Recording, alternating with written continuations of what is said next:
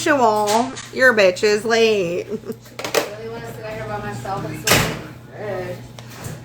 No. Hello, Aunt Lizzie. Well, I have to cut my hair now. You want to cut your hair off? I need to cut my hair because I was just messing with it this morning. Okay, I'm here, Jelly. I'm here, Jelly Welly. Hi. Hello. Her dog starts howling. Right at that moment, the dog. Alright, am I on the right account? Lisa, are you ready to go? Yes. I'm sweet as honey. Alright.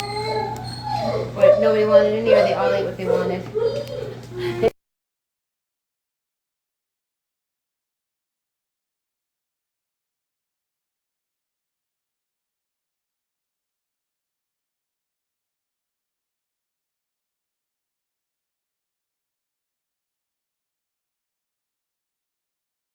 I still don't like We need to go see the Moana movie soon. Oh my god, yeah. something about Moana, shit. It was so bad this first weekend. They only made like 43 million, and they put over almost 300 million to make that damn movie. That's terrible. I was like, well, maybe they'll Hi. be busy this weekend. Maybe they won't be busy next week. Okay. Bye, guys. Bye, Auntie. Love you. Love you. I'm here, Jelly. Jelly Welly. I just want to call you Jelly Welly now. Okay, I don't know if our friend is going to come in. Hello, hello. I don't know if you're going to be on your camera. I don't know what's going to happen I tonight. can go on my camera, It'd be so perfect. but just Perfect. wait till I get outside and then Put I the can same filter as me so we can look like we're twins. Hi, Yes, Mark. I'm just, I am I'm just so gonna- fucking late tonight. I'm so pissed. make something and then Butters, I'll go outside. will you give me my peanut butter candy? All right, we're going to try to wait for people to come in. Make sure you guys are tapping the screen so that we can keep us safe. And we're going to read this book. Yes, I and don't the know. Peck Show wanted to, so we should send it to her. Yeah, send it out. And we're going to wait to get started until, like, we're ready. We're ready. I'm sure. Christiana probably fell asleep, to be honest. Why is it wet, baby? The watermelon. Oh. Oh, is it watermelon juice? Will you rinse it? Yeah. Oh, no. It's getting sticky everywhere. Butters. She just handed it to me. I dropped them at the store. We can give them all a watermelon, by the way. They can all have watermelon. Even I your love watermelon. gizzard. Me too. I know, but you can still try, baby. I pulled the book up and I'm ready and everything, so. Awesome. I got it right here on the tablet. It's ready to go. And the fuck? I just want to read this book, to be honest. Thank you, baby. Should we do it now? Yeah, it's funny Or because later? when we were chatting with the guy and stuff, we were With the just trying to really ask tiny for them. information. But then everyone was like, Do it later. oh, because we're reading it, now they're going to read it. And I was like, yeah, no, we were going to read it anyways. We just wanted Who to said that? ask Who said questions. that? There were the other people. Oh, I like to name names. Go ahead. Yeah, you know them over there, Wicked and them. They were like, yeah. Wicked's thinking I'm reading it might because have of been her. Anna. I or always do Wicked, my one of them. research, you dumbass bitch. You haven't even done anything ever. No. But they apparently are going to go on 3 times a week now. Okay. and- Because I called her out in that video. Did you see my video? No, I haven't seen it. I didn't look. I'm like, first of all, bitch, she kept telling them that I don't want to be her friend. Like, I'm trying to be her Oh, friend. yes, yeah. Bitch, I don't want to be your fucking friend. We Yeah. ditched you. All of us. Remember that? You were being a Right. dick. Yeah. And she was like, saying, I don't know what she was saying. I'm irritated. Yeah.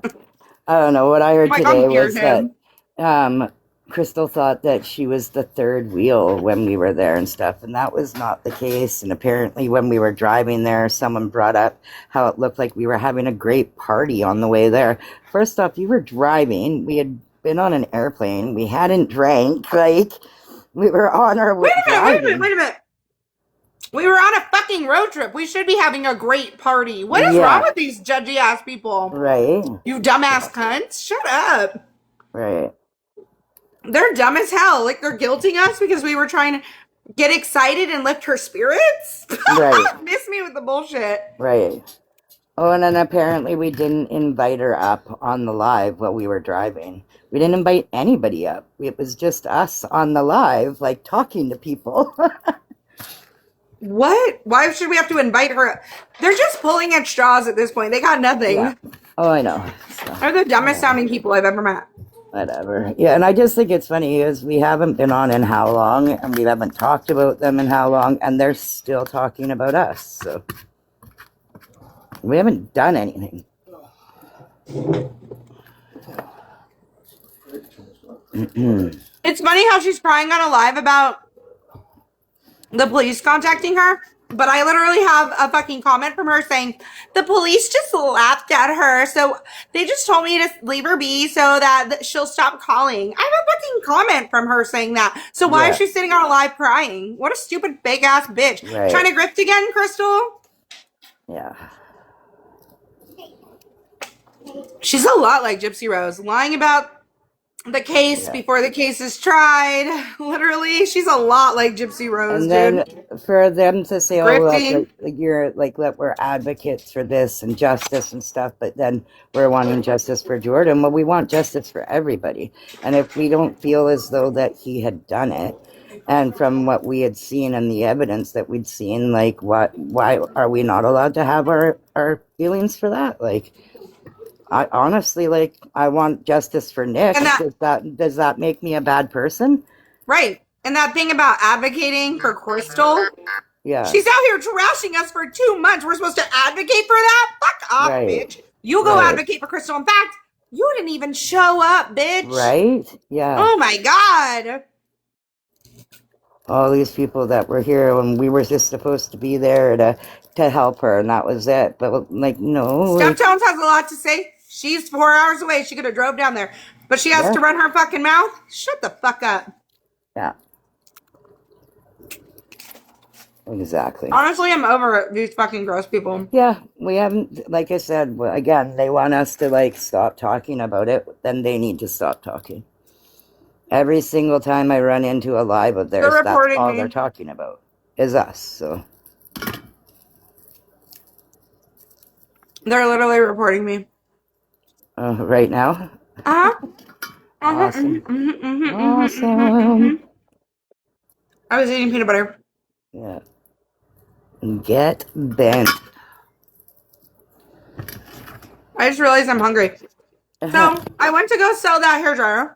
Yeah. I came back home. I took the kids to get a water because there's a new Walmart gas station. It's super cheap. It's cheaper than the other gas stations because it has Walmart prices. Okay. So I got ice water for $0.25. You know I love my ice water. Nice. So then we came back and my aunt texted me. She's like, I'm on my way. And I'm like, huh? So I was supposed to cut her grandson's hair because I cut my aunt's hair. I was like, fuck. So I was like, okay. So she showed up, but it was curly all over. So I had to cut it forever. So then I was finally here. Hi, Fat. But yeah, these bitches are dumb and they need to get wrecked. They need to stop talking about me and stop saying, she needs to stop talking about me. No, bitch, you've been talking about me for 2 fucking months. Like, yeah. I'm going to defend myself. I don't give a shit. I don't give a shit. They made me cry. They made fun of my weight. They called me a whale. Fuck you. Right. She must be posting about, bitch, you guys have been fucking, Crystal had people making pages of me. Crystal gave them my phone number. Crystal had them share my phone number on social media. Right. Bitches were calling me. Like, are you good? Fuck off. Right. Going into You got me over here crying because you guys are making fun of my fat? You fucking took my wedding pictures, and now you guys are like, she will leave us alone. Really? Because I don't see any fake pages made about you guys. I don't see any fucking whale cartoons made about you guys. I can make fun of you guys royally. You guys are fucking trash. Like, are you kidding? Like, I could fucking be posting up and down about you guys. Do you see me doing that shit? No. So why don't you shut the fuck up? It's ridiculous. Exactly. Increase estimated viewers with $21 and promote. Let's do this. Janelli, wait, you got to get the same filter as me. How are we going to be twins? I don't even know how to do filters. Put enhance at the bottom. Hold on.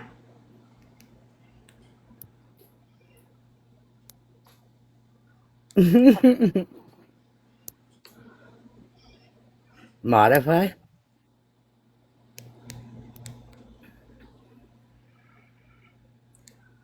Okay, there we go. We're going to be pushed out because they just restricted us.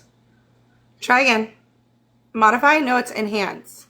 I got enhance, but mine's just eye and then smooth and shape. Do you think there's a live going on right now or something? I don't know.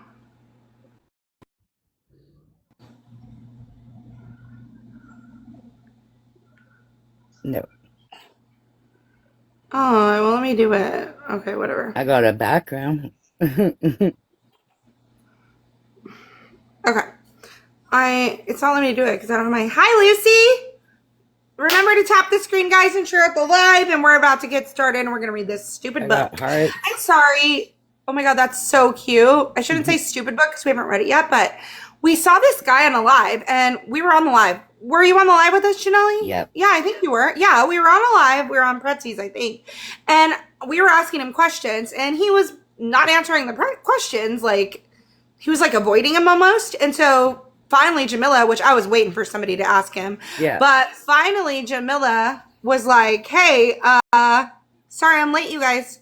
Jamila was like, hey, have you seen this or that? And he's like, no. And she's like, well, haven't you seen like the FOIA report? Haven't you seen like what the sheriff wrote? Or not the sheriff. I think it was a detective or something. The interview. I don't know. She was asking about a police report. And he's like, no, I didn't go through the FOIA. That would be way too much for me to like read the evidence and stuff. I'm like, so yeah, how'd he you didn't write a research stuff. Yeah, he didn't. Right. Research. So I'm really curious how he wrote a book. You know what, Janelli, if we're the only ones up here, I'm just going to expand you. All right. Okay, I try to expand us both. Hold on. Oh, it's fine. It's fine. Anyway, so I was like sitting here like, I'm glad somebody asked him like the important question because otherwise like we wouldn't know like hi Tia. I hope your baby's doing okay, honey. Praying for your baby. I'll be back, but I'm still here. I'm just having a quick smoke. So. You're fine. So yeah, so it got me like, he's home? Oh my God. Okay, I'm gonna go check out your page and look for an update. I'm so happy for you.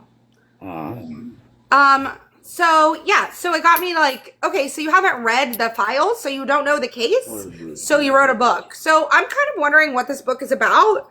That just told me all I needed to know is that this guy doesn't have facts.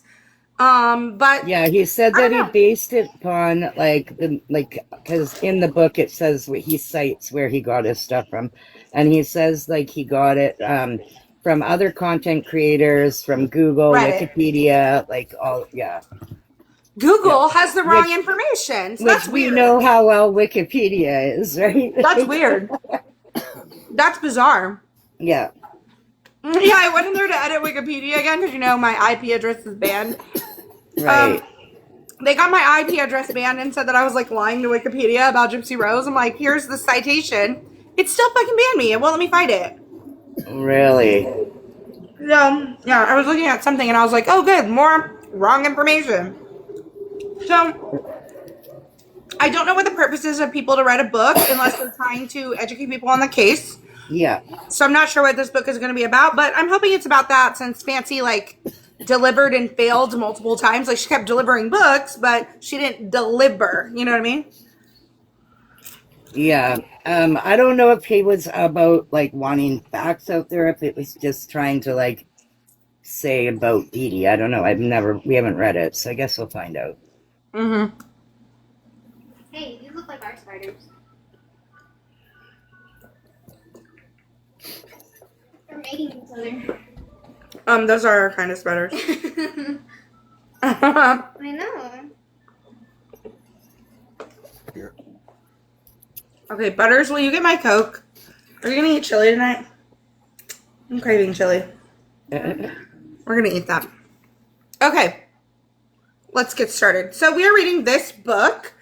I wanted to log in and have it up there, but I don't know how I would go about doing it. Let me see.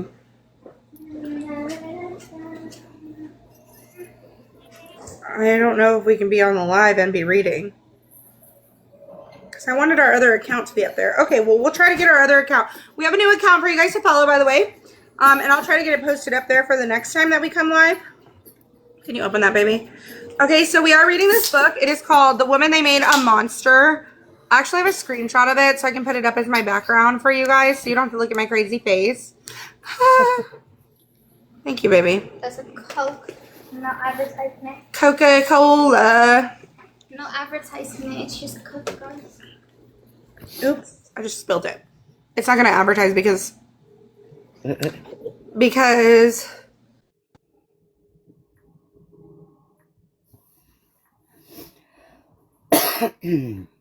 okay. Did it work or not? That was weird. There you go. Oh, I think I got it. Did I get it? You know yeah. Okay. from Sharon's? Yeah. He's in off campus. Mm. You watch it. You might not like him in that movie. Okay, I'll watch it. All right.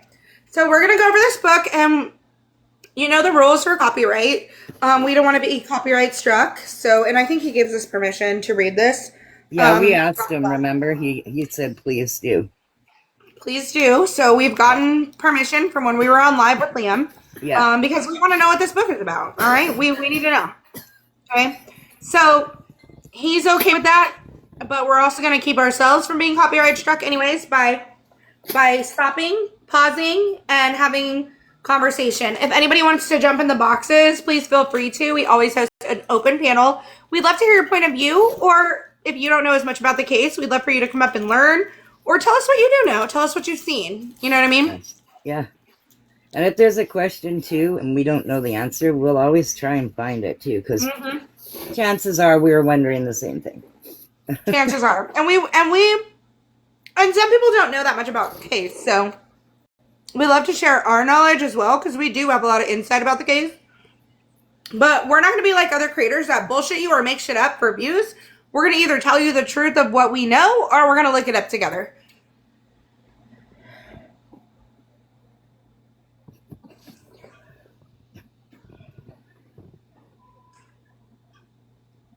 Sorry, I had to yawn. Janelle, Yes. if there is a question that we don't know, you can text it to me while I'm reading so that later we can remember to go back to it, or we can like research it offline and share it with them the next time. Sure. Okay, perfect. It has a zebra. Mm-hmm. It's a zebra. Oh, what? A zebra. Oh my fucking god. All right. My daughter's crazy. She saw a TikTok where a guy was walking his pet through the pet store, and guess what his pet was? A turtle. Mm-mm. No. A fucking zebra. Oh, awesome. Like a baby one. All right. This book is called The Woman They Made a Monster, the Dee Dee Blanchard case from her perspective. Okay, I'm going to stop right there. I think that's sick, and that's just me, and you can have your own opinion, and that's totally fine. But I think it's sick to write a book from a dead person's perspective. If somebody had wrote a book like this about my brother who was murdered, I would be really upset that they wrote the book like this. When Fancy, I'm a little upset. I'm sorry. When Fancy wrote letters from Dee Dee Blanchard to herself, I thought that was really sick. And so I'm not in agreement with somebody writing the perspective of someone who was murdered. Like, you don't know what she was thinking, and you're not her family, and you don't know her. Anybody agree or disagree? You guys can come up on panel. All of you. Anybody? So yeah, what do you think about that, Janelli? I agree. I don't. I think it's weird that you would write something from somebody. I mean, I would put it differently, not from her. Like, I would say, like, how I would feel, or something, but Right. it's weird to say from a dead person's perspective. Yeah. So that's kind of upsetting. I don't know if he was like wanting to make like a good fictional story like that or something, but that's pretty upsetting to me that he wrote it from her perspective because she was murdered. Anyways, let's read it. Over 20 years of documented care. That's interesting since he didn't read any of the FOIA files, but okay. Hi, Giggles. Hey, J-Love. Hi, Giggles. Hey there. Hey. Hi, J-Love. Now, I've been wanting to get this book.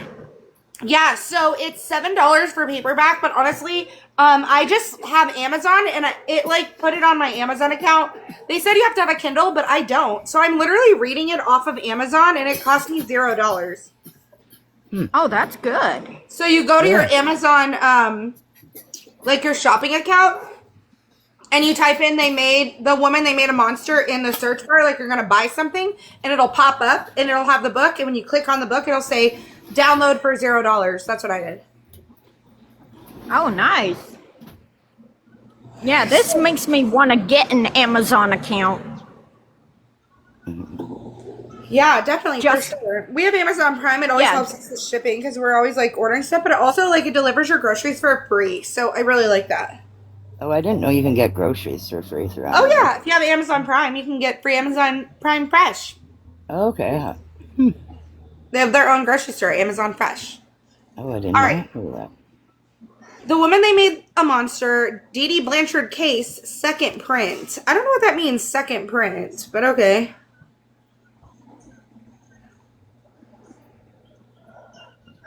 All right, for years. This is the introduction. Sorry.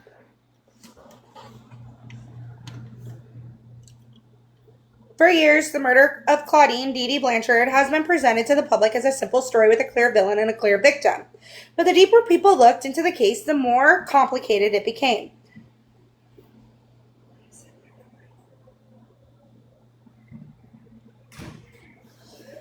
Court records, medical discussions, FOIA releases, interviews, and online evidence have raised difficult questions about the narrative millions accepted without hesitation. At the same time, Gypsy Rose Blanchard's public behavior following her release from prison, including controversial social media activity and apparent jokes surrounding the killing of her mother, has caused many former supporters to reevaluate what they believe about the case. And if you... Hey, Jessica. Hey, Jessica. Hey. Oh, sorry. I didn't mean to mute you. Sorry. No, I just popped in to say hi. I think I'm gonna go to bed, so. Okay, honey. Good night. Thank Good night, you. Jessica. Okay, bye-bye. Bye. Hi, Jamila. If you want up, let me know. We'll let you up. No. Okay. That's better. Turn the two volumes. Oh, never mind. I got it, baby. Is that better for you guys to hear me? Yeah. Alright. At the same time, Gypsy Rose Blanchard's It's a little. It's actually echoey. Will you take the echo off, baby?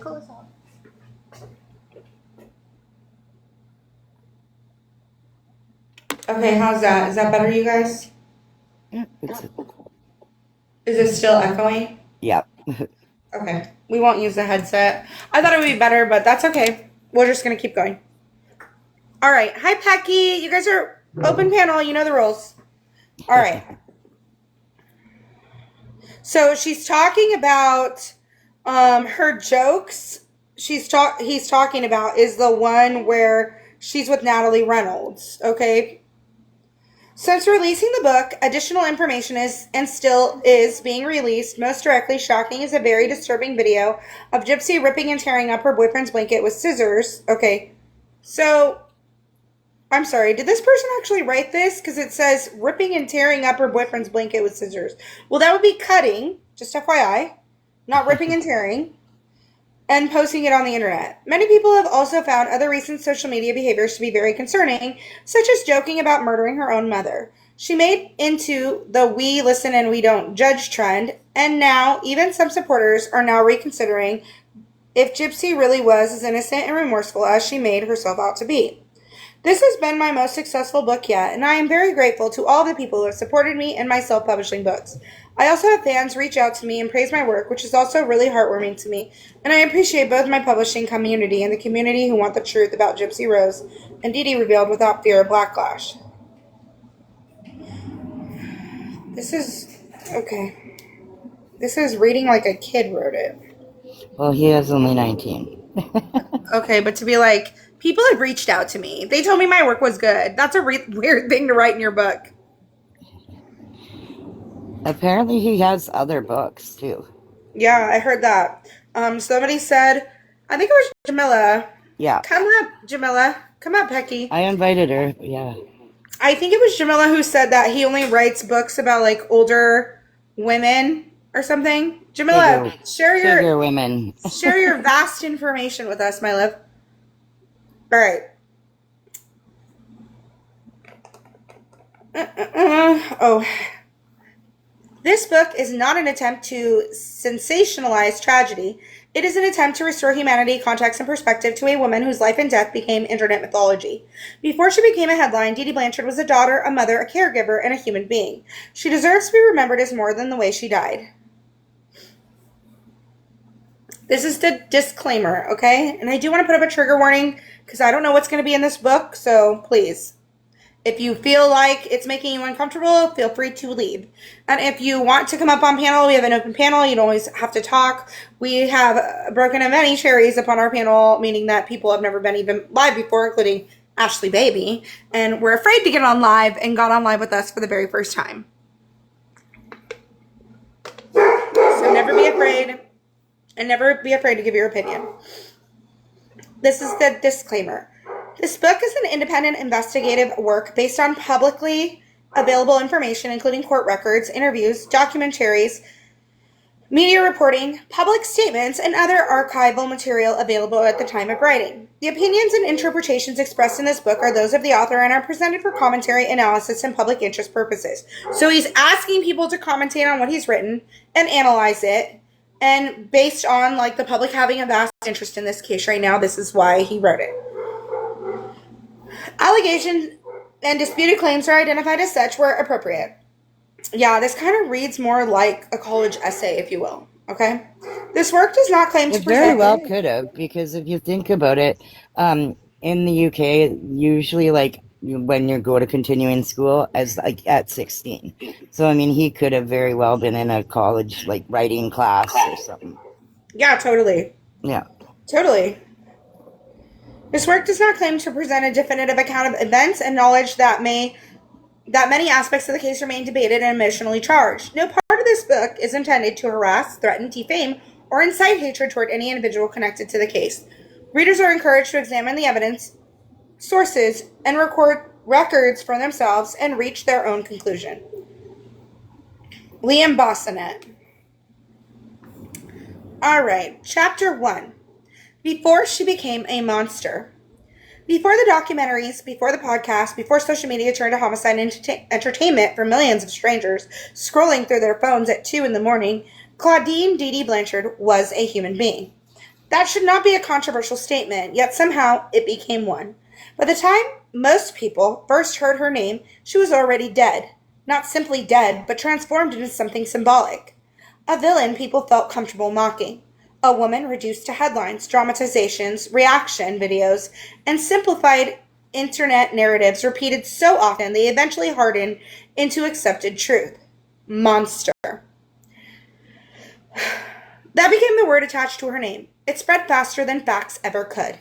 Television networks repeated it without saying it directly. Documentaries framed her through ominous music and selective storytelling. Social media users who had never read a single court document or medical file about her with absolute certainty, as if an entire human life could be understood through edited clips and viral summaries, The public was handed a story that felt emotionally satisfying. A cruel mother had spent years abusing a perfectly healthy child for sympathy, money, and attention. The daughter escaped the only way she believed she could.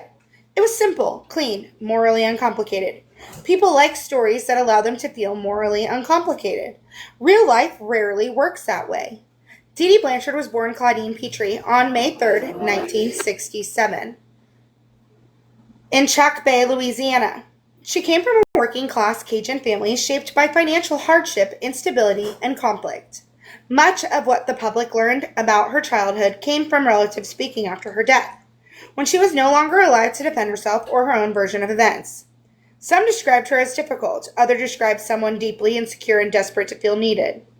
The contradictions matter because they reveal something important people often ignore in true crime culture. Human beings are rarely one thing. Long before the murder, Dee Dee's life already carried the exhaustion of constant struggle. She became a mother young. She worked as a nurse's aide. She spent years navigating hospitals, insurance systems, medical approvals, specialist appointments, prescriptions, disability paperwork, and temporary housing while raising a daughter doctors believe had serious medical problems. It's not doctors believed. No. Doctors knew. Doctors did tests. I don't know why he wrote doctors believed. Yeah.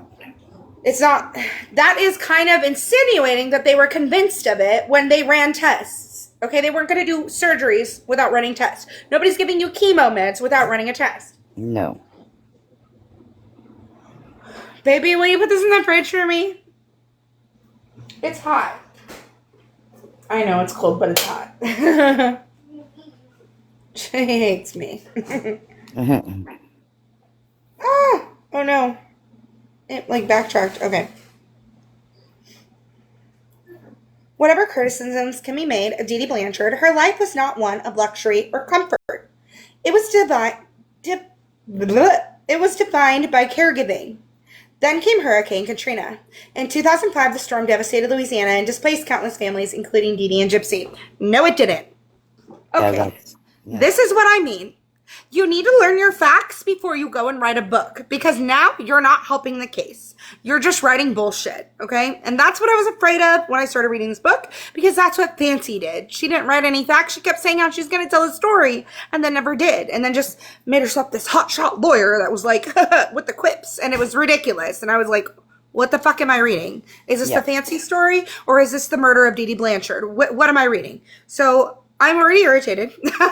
First of all, because he's writing from her perspective, so he says, but we're in chapter 1, and I haven't seen anything from her perspective yet, so that's weird. This is reading like a, some kind of thing for a college essay, which is fine, I mean, if that's what you're writing, but to sit here and say that they were affected by Hurricane Katrina, they were not, so I don't know what that's about. If you look up the map, you will see that they're not in the area to be affected by Hurricane Katrina. Okay? I don't know why Gypsy constantly tells that lie, but it's a weird one. The other weird part of that, Gypsy often tells another lie, is that her medical documents were washed away in the hurricane and she never knew her age. Okay, bullshit. Your medical documents are in a computer. Your birth certificate is in a computer. You don't make up the age and go in and request whatever age you want. That's not how it fucking works, okay? And still can't figure out how she was able to write down different ages on different papers yet. Still. Literally.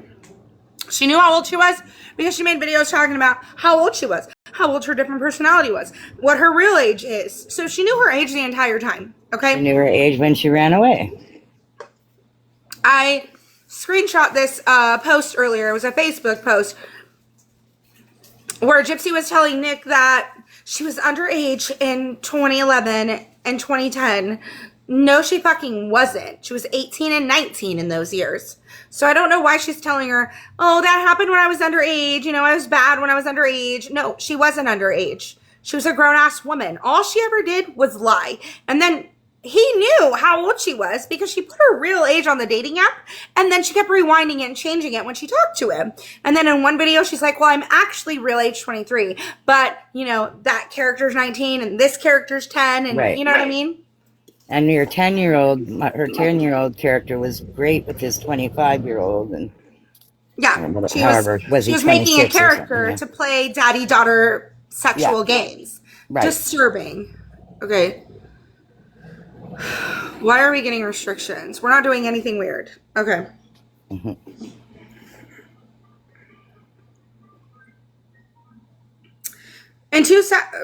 They relocated to Missouri after losing their home during the disaster. Eventually, Habitat for Humanity built them a small pink house in Springfield after charities and local organizations rallied around what appeared to be a struggling single mother caring for her severely disabled child. So they got the house because of disabled. They didn't get the house because they were in Hurricane Katrina. So let's be very clear. That's not what the house was about. People misconstrue that. And a lot of people have said that. And a lot of people like quote that as a fact, like this guy just did. And yeah, with those, I think we've even read the rules before through like the Habitat for Humanity, and like you have to be low income, but you have to also have a certain amount of income still to be able to afford the mortgage. And yeah, like, you have to pay for that house still. It's not like, see, Gypsy, I don't know why she didn't know what her mom was paying for that house every month, because I'm sure her mom told her about it, and she was sitting here like thinking that she was going to get that house. She thought she was going back to that house. In interrogation, she asked that officer, "Can I go get my stuff from my boyfriend's house before you like take me home?" No, bitch, you're not going home. You're going to prison. You're going to go to prison. You should murder your mom. You go to prison. Okay.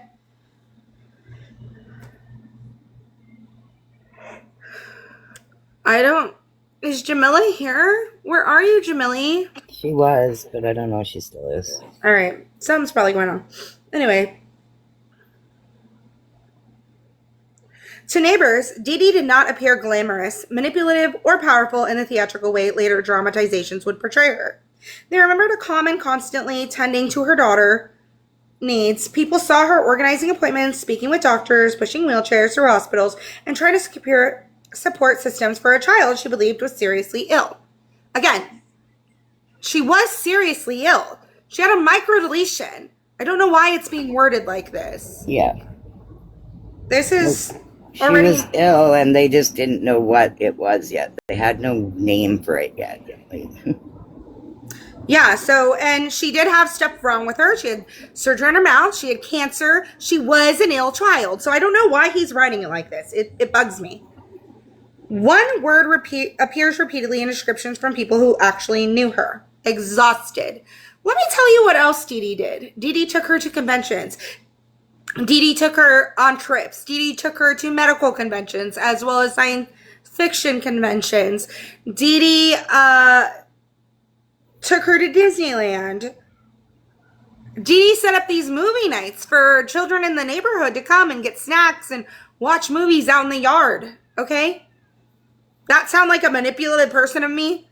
She's literally planning a movie night for kids in the neighborhood. So manipulative. Like, Gypsy definitely painted her to be a monster when it's, from what we know about her, she's anything but. Yeah. And Gypsy lies and said her mom didn't like Nick. Okay, why is it in that magazine article? Her saying good things about Nick. Right. Years later, after the media narrative surrounding the case had already become firmly established, details emerged that complicated the story in ways many people were uncomfortable discussing. I'm not. Gypsy Rose Blanchard was eventually diagnosed with 1q21.1 microdeletion syndrome, a legitimate chromosomal disorder associated with developmental delay, intellectual disabilities, swallowing difficulties, neurological complications, muscle weakness, and physical abnormalities, which she has all of. All of the things. I was going to say, that's one thing you got right. That's one thing you got right, buddy. I can't with you. Gypsy herself later publicly acknowledged the diagnosis and discussed concerns without passing the condition to her own child. Why did he write that? Is that a fact? We don't know that. We don't know that little girl doesn't have anything wrong with her. No, we don't. All that we know from people like Wicked, she must have been involved in that. I don't know. Cindy Lou Who and Broken doxing a fucking baby. I don't know what's wrong with these people.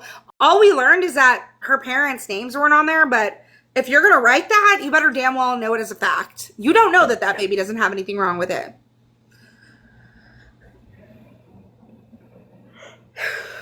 The diagnosis matters for more than media coverage acknowledged. For years, the public was encouraged to believe Dee Dee invented illnesses entirely from nothing, because that's what Gypsy said, by the way. But a child with a documented chromosomal disorder is not nothing.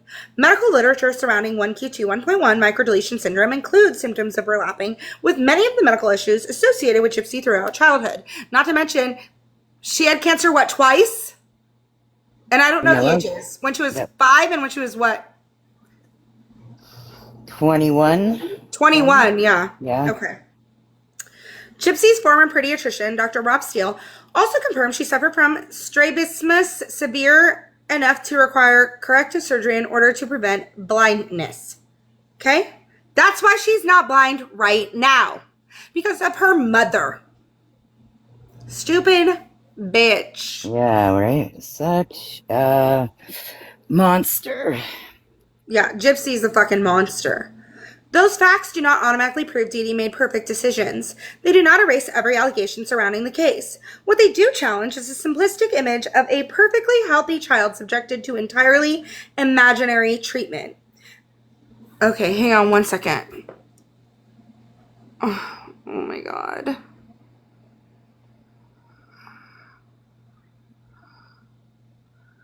I don't know why I'm getting in trouble. Yeah, I don't know. Okay. Everything's fine. Everything's... Oh, I got it restricted again just now. I'm not even doing anything. Right? God damn, you guys. Get a life, Wicked. Yeah, you're just reading the book.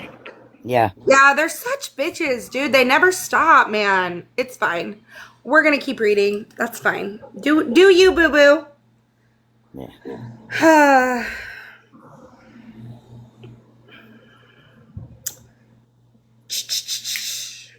As more records surface through FOIA requests, court filings, interviews, and independent researchers examining the case in detail, additional questions emerged. Critics of the mainstream narrative began asking how a low-income Medicaid patient could repeatedly receive specialist referrals, prescriptions, feeding tube management, surgeries, and ongoing evaluations without substantial documented medical justification. Answer it, Gypsy. Answer it. Bet you won't. Bet you won't. You can't. Bet you can't. Yeah, and with Medicaid, they're very strict on paying for stuff. I used to be on Medicaid. I know, like for example, I had to have dental surgery before getting my dentures. And there was a thing in my mouth that had, like a bone had to be shaved down in order to get the denture to fit properly. At first, Medicaid would not pay for the surgery. But then the oral surgeon said it was medically necessary, and then Medicaid paid for it. Okay. And I have Blue Cross Blue Shield, and I had to go through years of stuff to find out my diagnosis. To go through years of totally stuff to find out my diagnosis. Yeah. To go through years of totally stuff. Okay, guys. But that's better. Like, and that's even like different insurance. So I think that's fucking crazy. Oh, I backed out of my app. Okay. But yeah, to get a surgery I needed, I had to go through testing with several different doctors before they would even do it. It's like you go through a test here, they refer you to a specialist. The specialist does tests, then sometimes you have to go to a different specialist, and they all do the same test over and over and over again. Yeah. Yep. I needed emergency gallbladder surgery because my gallbladder was working at 3%. I was in extreme pain, and I literally had a doctor tell me that I was faking and I need to go home. Ended up back at the fucking hospital, crying and begging in pain until they finally did a scan that they said that hospitals don't generally do. And then finally did emergency surgery on me to remove my gallbladder. I was like, really? And I needed that. I was doubled over in pain. I was crying. They had to give me pain meds, which I don't take. So I was literally like out of my mind with pain. And the first doctor was telling me I was a liar and that I was fine. And then they did a HIDA scan and they were like, she is not fine. She is not fine at all. Yeah, they did the same to my sister, and she like her little bit like my niece was like 3 months old, and the nurse looked at her and said, "You know how bad it is to bring your baby here?" And my sister's like, I'm like dying," like, and they like literally, she was jaundiced, and like like her the ducts were completely like blocked, and her gallbladder had to be emergency removed, and they were like talking to her about her kid being there, and it's like, well, like she wanted to be there, you know. Hi, Lion's Den. Butterfly. Yeah. Do you see my laptop? My tablet died. What? Behind you. Oh, thank you. Yeah, when I had my son, my oldest son, I was 18. I told them I had a headache. They did a bunch of tests on me. They said, you need to take Tylenol and go home. I had a headache for like 12 fucking hours. And I kept telling them, something's wrong. I'm telling you something's wrong. I don't feel right. I'm having massive anxiety. They're like, yeah, it's just your first kid and you need to calm down, ma'am. People always feel like this with their first kid. Here, baby, plug this in. And I was like, what? I'm telling you, something is very wrong. I don't feel right. My head is pounding so bad. I'm literally like crying my eyes out. You need to do something. They sent me home anyways with Tylenol. It's hours later. My mom's like, that's not right. She Googles it. She's like, it could be this thing called preeclampsia. And she's like, no, I'm taking you to a different hospital. She drives me across town to a different fucking hospital. They're like, oh my God, your blood pressure is like upside down. It's so high. And they're like, you have something called preeclampsia and we have to get you in the bed before you seize. And they sent me in to like change into a gown, you know, and I reached out for the door and I remember like tugging on the door. So like my hand just kind of slid down and I fell on the floor. I was having seizures. I started having multiple seizures. They put me in a bed. They gave me, what is it? Magnesium? Something with an M. Is it magnesium? Maybe. I think it's magnesium. There's something with an M. Now I can't remember. This was 23 years ago, mind you.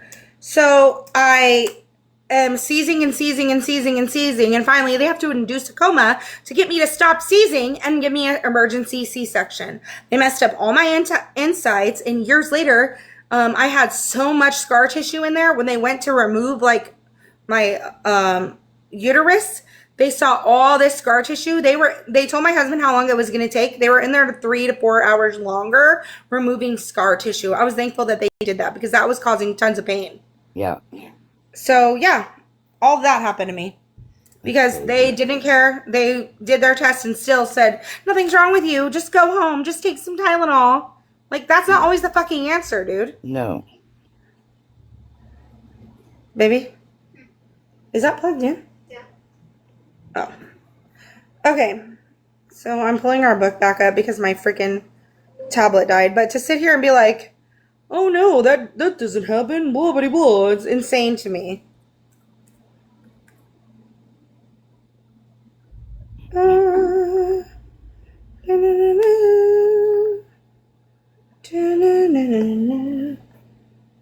I don't know what happened to me, you guys. Oh my God, I hate when that happens. I'm sorry, bear with me.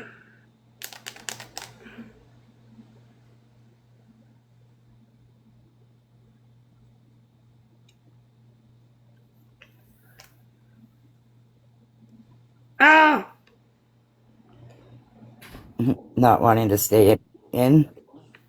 No, I'm not signed in on there, and I had to call my husband for this stupid code a minute ago. Oh. So, I'm just gonna sign this back in. It's fine. I'm turning this back on. Yeah, so I still don't understand. I don't understand the people that stick up for her and how they simply don't get that. That no fucking doctor is doing surgery on you with like no like evidence that you need a surgery.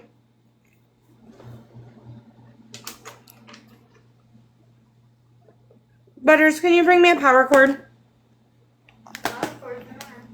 You can get mine out of my bedroom. I'm just turning this tablet back on, but I was switching from my phone. I should have had 2 power cords. Hi. Do I know that person? That picture looks so familiar. Hold on a second.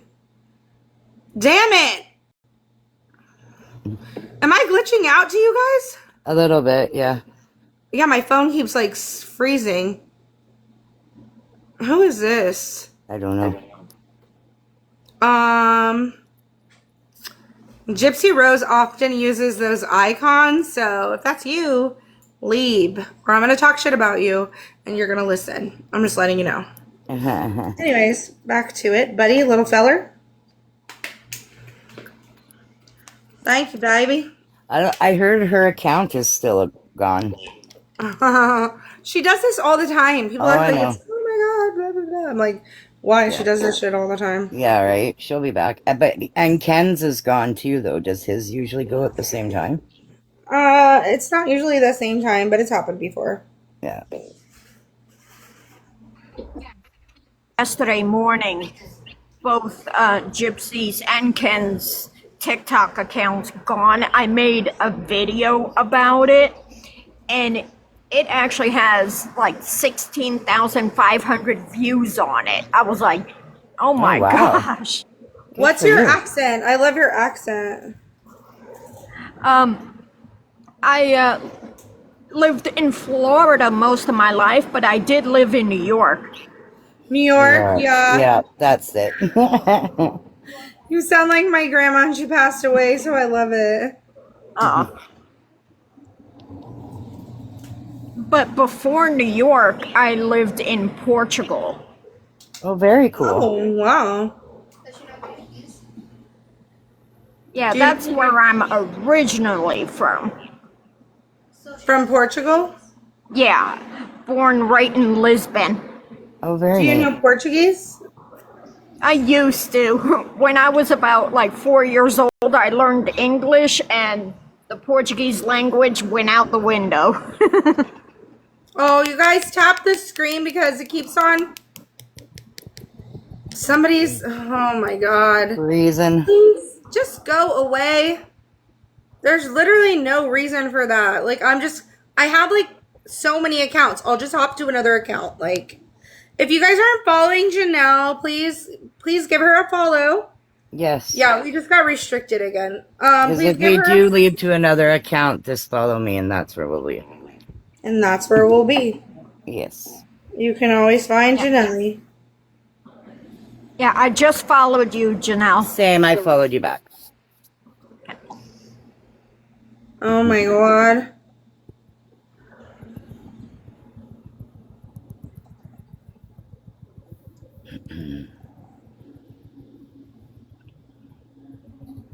Okay.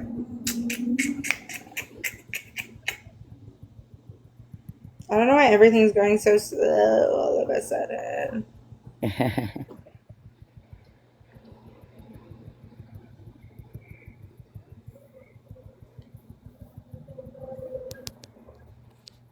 So yeah, what have we? I'm trying to remember all the things that we listened to that was like a no-go for me tonight. I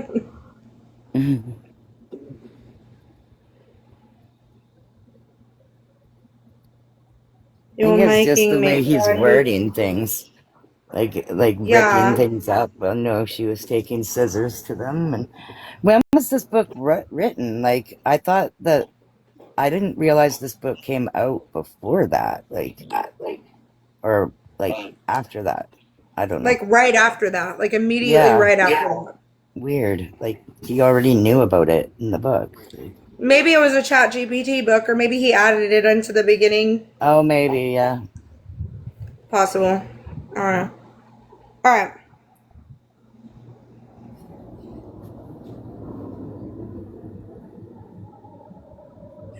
No major malpractice lawsuits ever emerged against the physicians who treated Gypsy.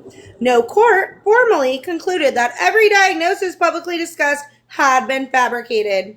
Instead, the deeper people looked into the case, the more medically and psychologically complicated it appeared. At the same time, investigators also uncovered evidence suggesting Gypsy understood more about her circumstances than the public initially believed.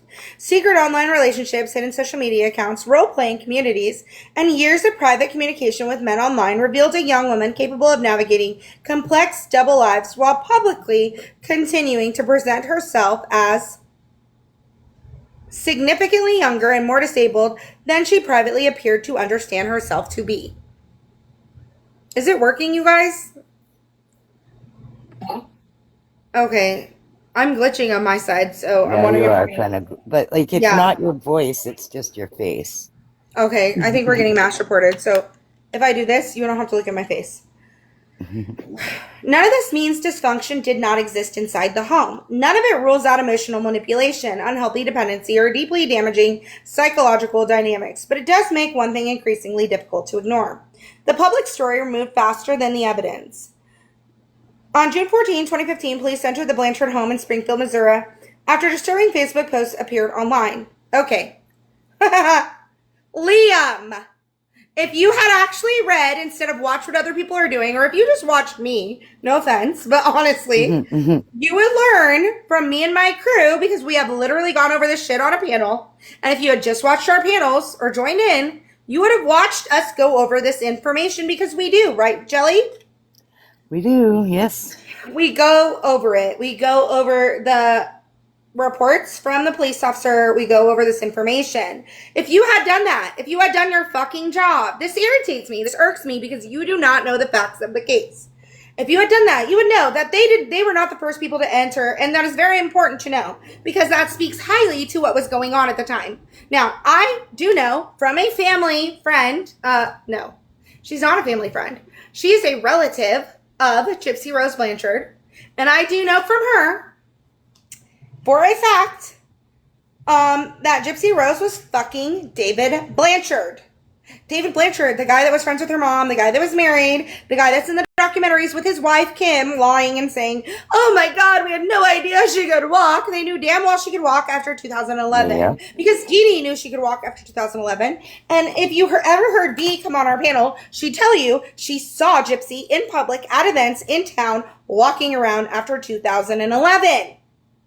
Yes. Okay? And You more should- and other people in the town have said that too. Absolutely. You should really do your fucking research before you write a book. Because now you're like, oh, the police entered. No, you need to include all of it. The police were not the first ones to enter. Entered. And he says he went through a window and different cops say different things. And they broke the chain of custody right then and there when they let him go inside the house. The police should never have let him go inside the house. That needs to be included. Yeah. Because they had to have been in on this in some shape or form.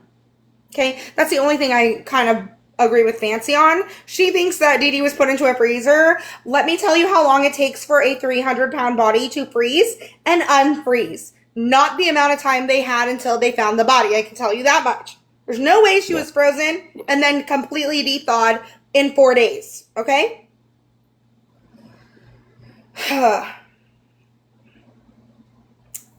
Some relatives later claimed her ashes had been... Okay.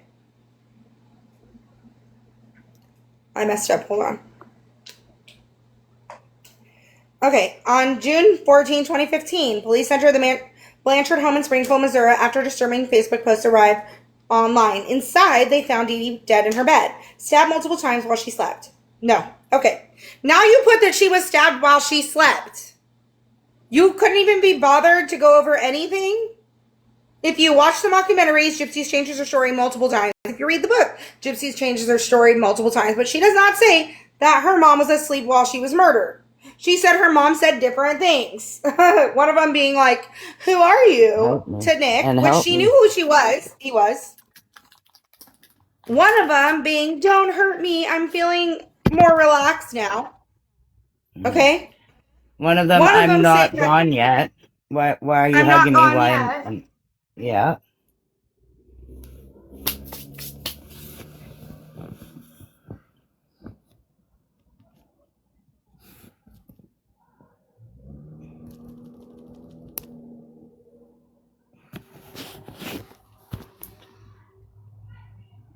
Are you frozen?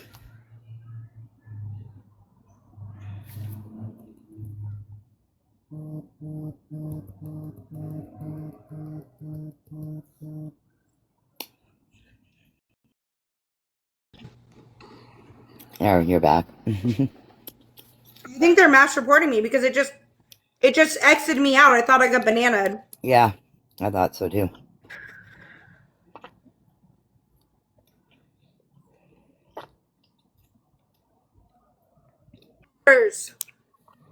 Get a fucking life, dude. Leave us alone. We're not bothering you, Wicca. My goodness. Oh my god. Yeah, this is crazy. This is what they always do. They do to her anyways, yeah. We haven't even been on in like a week or two, at least. And every single time she goes on.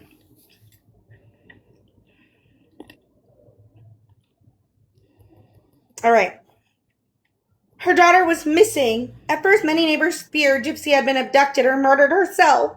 Within days, the story exploded across national media. Gypsy Rose Blanchard could walk. Okay, but you should have also included that the sheriff went on the TV and said a 14-year-old girl was missing. Yeah. She was 20 years old. Okay, you're missing a lot here. And that's because you just went and watched other creators' videos, which is ignorant. The revelation instantly transformed public perception. Dee Dee stopped being remembered as a person and became an archetype. Television specials, documentaries, dramatizations, podcasts, YouTube essays,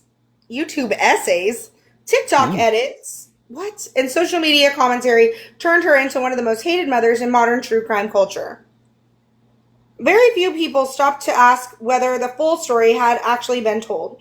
Even in death, the hostility toward Dee Dee became disturbingly extreme. According to the public reported statements attributed to family members, some relatives later claimed her ashes had been flushed down a toilet because they believed she deserved what happened to her. It was in a mockumentary. Yeah. And everybody knows that her sister has her ashes. Oh my god. Think about how deeply dehumanizing that is.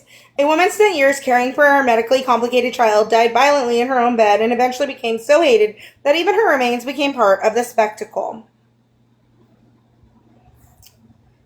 That is where the story truly begins. Not with Hulu dramatizations, not with viral TikTok clips, not with fandom culture built around a homicide. It begins with a dead woman whose entire identity was reduced to a diagnosis repeated so often that millions of people stopped seeing her as human at all. This book is not an attempt to claim Dee Dee Blanchard was perfect. It's not an attempt to erase allegation or deny the serious dysfunction existed inside that home. It is an attempt to restore perspective to a case that became emotionally distorted by internet mythology, entertainment culture, and oversimplified narratives. This guy writes a book like fancy, which leads me to believe this is Chat GPT. I think he does help cite GPT at some point. Oh my fucking god. Okay. Because regardless of her flaws, Claudine Dee Dee Blanchard was still a woman whose life ended in terror and violence. And she deserves to be remembered as more than the way she died. Sources: Wikipedia, People Magazine,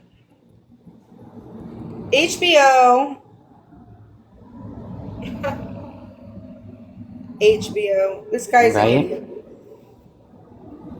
By the way, we have read the entire chapter 1. We are now at chapter 2. And I want to see a show of hands. Who has heard, and I know you can't raise your hands right now, so that's why I'm saying that. Who has heard a single thing about this being from Dee Dee's perspective? Why did he write that on the cover? I'm not seeing it, so that's weird. All right. Anybody have anything to say before we go to chapter 2? Yeah, I just think this book is not accurate. No. Yeah, I'm thinking that too. It seems like a guy who just watched some people's fucking content and thought, I'm going to write a book about their content. I think he said that he listened to his mom a lot too on her opinions, but I mean, who knows? I mean, that would make sense if your mom's a lot older and maybe has seen it from the beginning. I don't know. Yeah, I don't know either. I don't know who his mother is, but it sounds like and he's again, getting a lot of they're in stuff the from his UK, mother. so how much information? I mean, they I don't know how much information do they have in the UK on US stuff, right? I mean, if there was something that happened in the UK, He's basically saying he wrote this book from Wikipedia. Yeah, basically, yeah. And what was on HBO? Well, Yeah, Mommy Dead and all that was HBO, yeah. He says he got information from Mommy Dead and Dearest. Yeah. So you went to one article in People Magazine, Wikipedia twice, Dee Dee Blanchard and Gypsy Rose Blanchard Wikipedia, and then he watched Mommy Dead and Dearest, and then he wrote a book. Yeah. This is hilarious.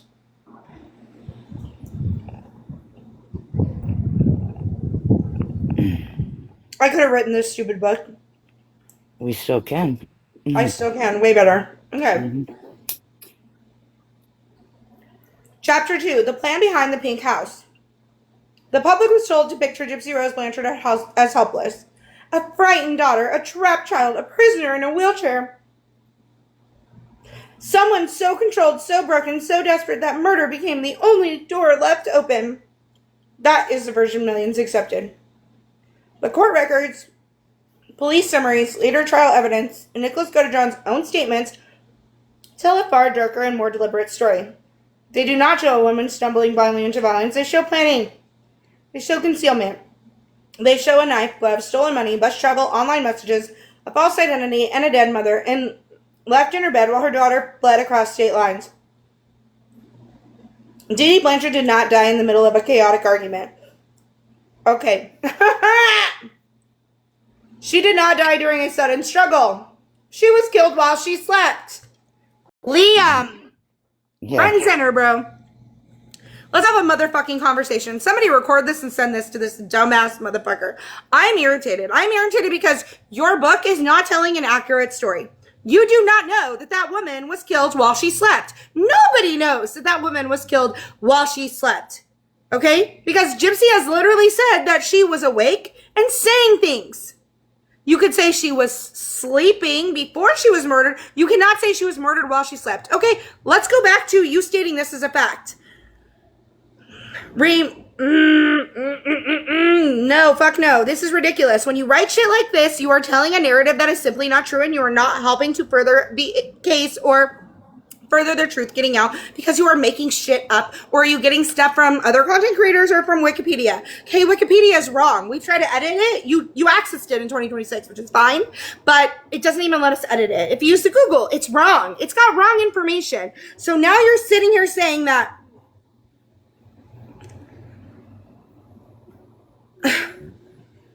hold on.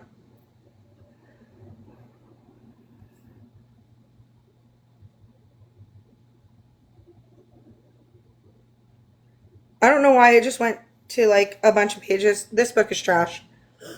Okay.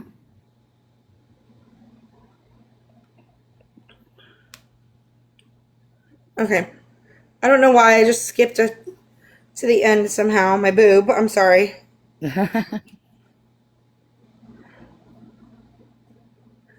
I'm so irritated right now.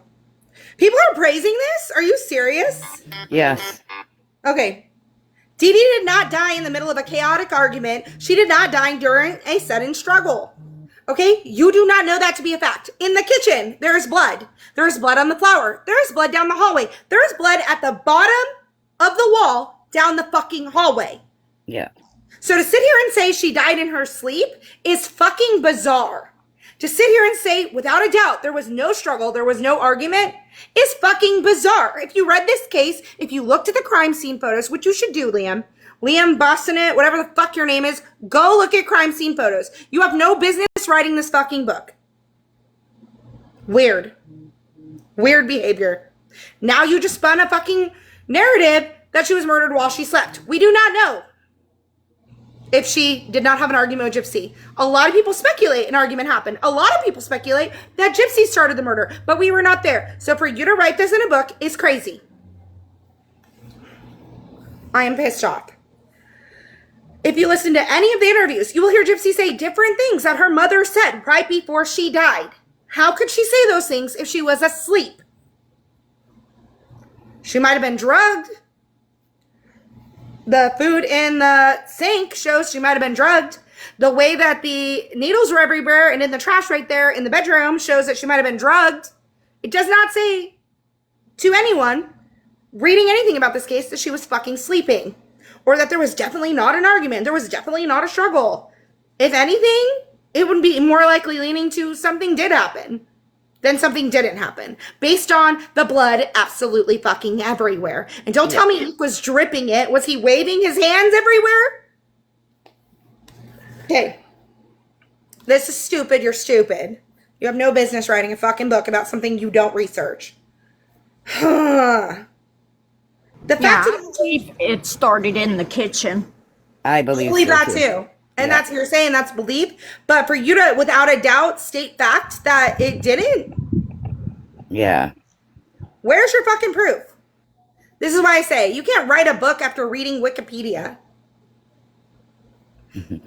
And for the people praising him, you sound stupid. The fact alone changes the moral weight of the story. Yeah, it really does. The fact that you got it so wrong changes the moral weight of the story. You are changing the moral weight of the story, Liam. Again, you had no business writing this book. Why did you write this book? Just to be like, I'm an author? I'm not really sure. Because $7 are free. $7 for like the paperback, free for online, which is what we're reading right now. It doesn't make you a ton of money. So why did you write this book? Because you're not getting the truth out there. You're not doing what you set out to do, by the way. This is weird. Whatever arguments people make about the years before the murder, whatever accusations are made against Dee Dee, nothing changes the final image at the center of this case. A woman was lying in her own bed, in her own home, at her most defenseless, when the person she had spent her life caring for helped bring death to her bedroom. The public conversation often rushes the past. It should not. According to the prosecution summary and investigative materials, Gypsy and Nicholas Godejohn were originally charged in Greene County, Missouri with first-degree murder and armed criminal action, after Dee Dee was found dead in June 2015. Gypsy later accepted a plea deal and pled guilty to second-degree murder. Nicholas went to trial, was convicted of first-degree murder, and received life in prison. That difference in outcome shaped the way public saw them, which it shouldn't. Because again, you guys are acting like she didn't murder anyone. You guys are acting like she didn't just accept a fucking murder plea. No matter what way you look at it, she accepted a murder plea. Yeah. Something happens. Just a thought. What's that mean, babe? Spell it out for me, Lucy. So it's really fucking bizarre that you would write it that way. This guy is full of misinformation. You guys should read this before you praise an author. I see so many people like, read this book, read this book, read this book, and they're pushing it, and this guy is fucking spreading misinformation. I've been seeing everyone saying that he kind of plagiarized Billy Knox and like used a lot of Billy Knox's stuff. I don't know what Billy Knox is, but let's find that out. Okay. All right.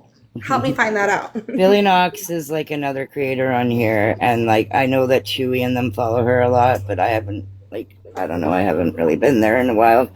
But yeah, apparently Jameson and Billy Knox work together a lot, and they've been. Well, then Billy Knox doesn't know her facts either. If that's true, but I'm not saying that's true.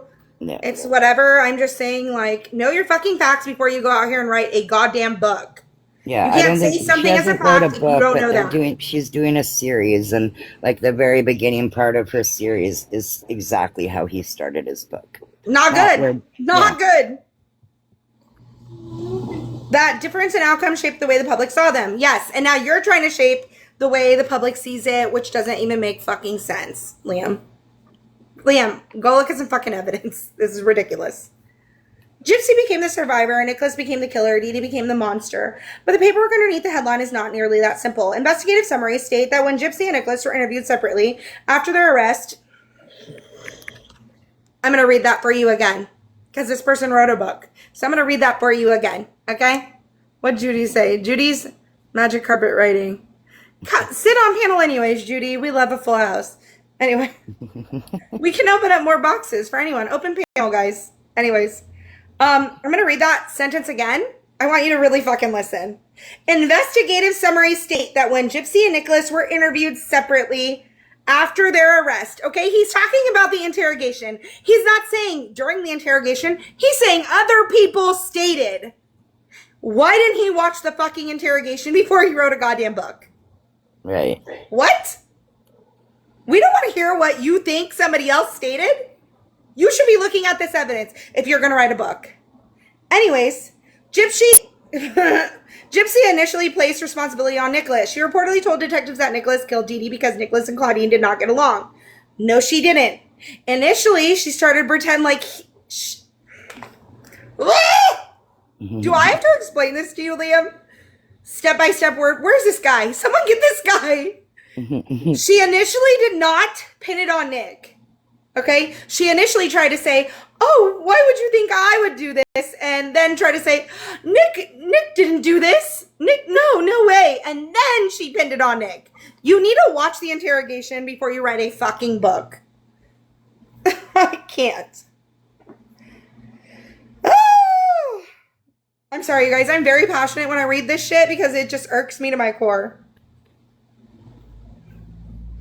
More importantly, according to the same wait, I'm sorry, I skipped way ahead. She also claimed that she had been forced to stay in the bathroom during the killing and had to participate afterward. If you're going to write that, please write that she was locked in the bathroom with the lock on the inside. Okay? Nicholas gave a different version. Okay. You need to include that Nicholas gave a different version because Gypsy told him to.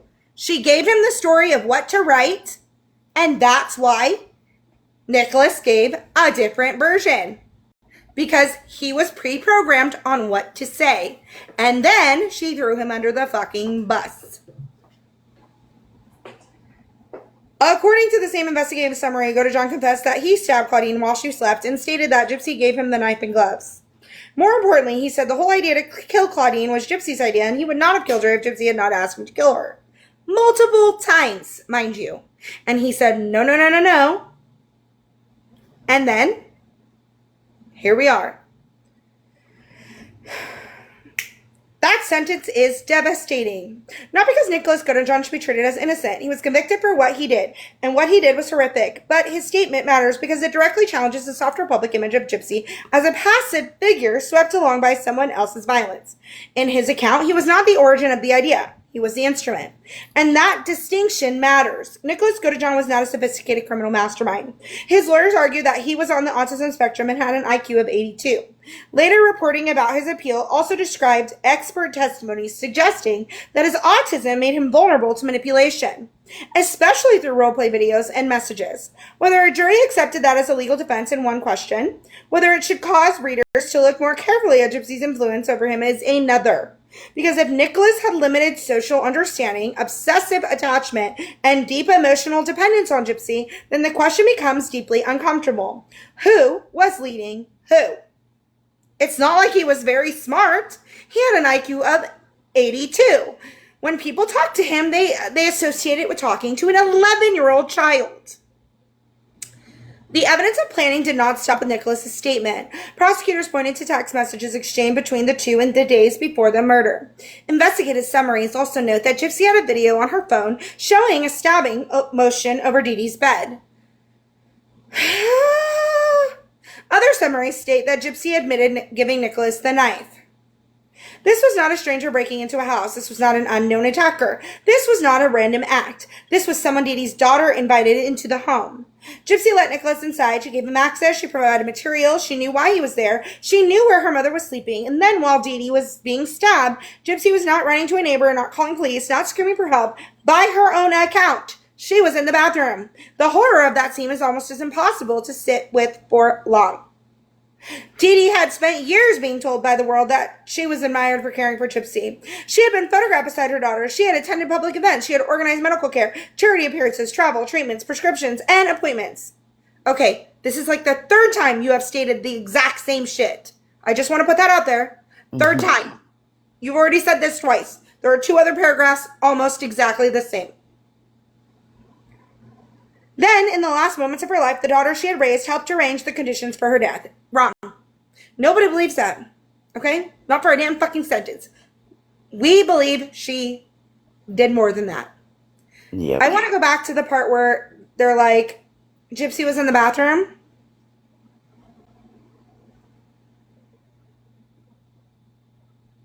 Because he's going to skip right into the Facebook post now, which is crazy. He should have put in here the part where Gypsy pretends she was raped.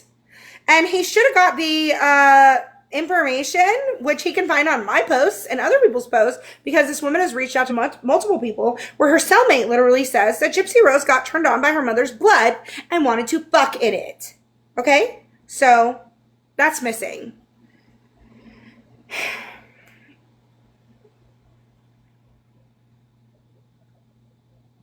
Afterward, the behavior becomes even harder to reconcile with the image of helpless panic. Police materials and later summaries describe disturbing Facebook posts appearing from Dee Dee and Gypsy's shared account.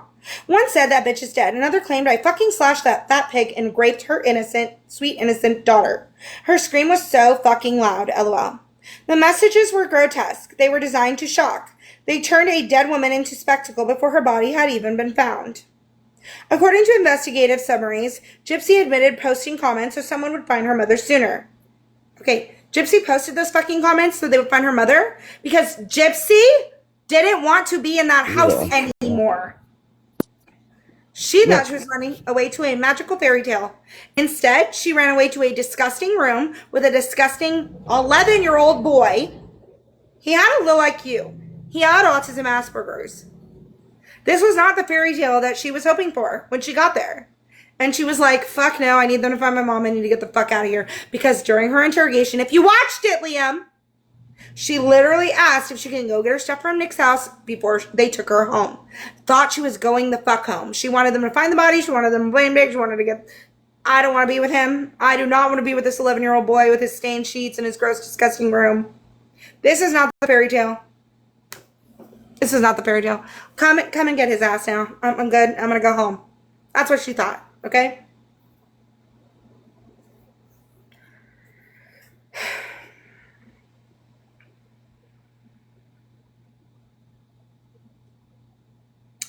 A person who wants to help can call 911. A person who wants her mother found can contact a neighbor. A person who wants authorities involved can walk to the door, scream, knock, ask, plead. Instead, the world was given a performance. That is what makes the case feel so cold. Not simply the murder itself, but the staging afterward, which she is still doing to this day, over a decade later.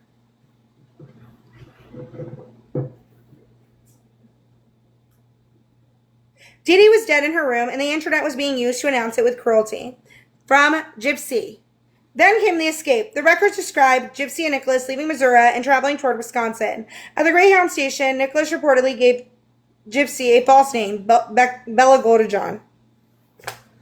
Oh my fucking god, Liam! Okay. I'm irate now. You are a fucking moron, sir. You are an idiot. You have no business writing this book. I'm gonna clip this fucking video later of this live and fucking post it. Because this is insane, okay? You totally missed a whole bunch here, okay? I don't know why you're writing this, honestly. And I thought that they had to have ID to show, like, to get the tickets. Like, thank you. Look up Greyhound, Liam. Do some fucking research. She had to show ID. For Nicholas to give Gypsy a false name to buy a ticket, he did not give her a false name to buy a ticket. If you read her book, she says that she thinks her mom must have made fake IDs for kids. She says that because she was making fake fucking IDs and fake fucking people for herself. It's a trophy. She blames it on her mom, but she still has got to get it in there. She still wants you to know because it is a motherfucking trophy. Why is that? Because Gypsy would have had to give ID at the fucking Greyhound station. And if you even look that up, which we did, you would know that you would have to have ID. Her ID would have had to say Bella Godejohn. For her to get this, her ID would have had to say Bella Godejohn. So don't say that Nicholas gave Gypsy a false name. Gypsy would have done that. Nick didn't pay for the ticket. She did. Yeah.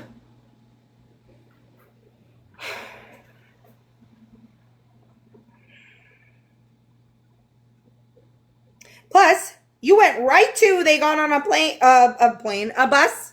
You went right to they got on a bus. You skipped how they had sex in the... I thought something bit my butt.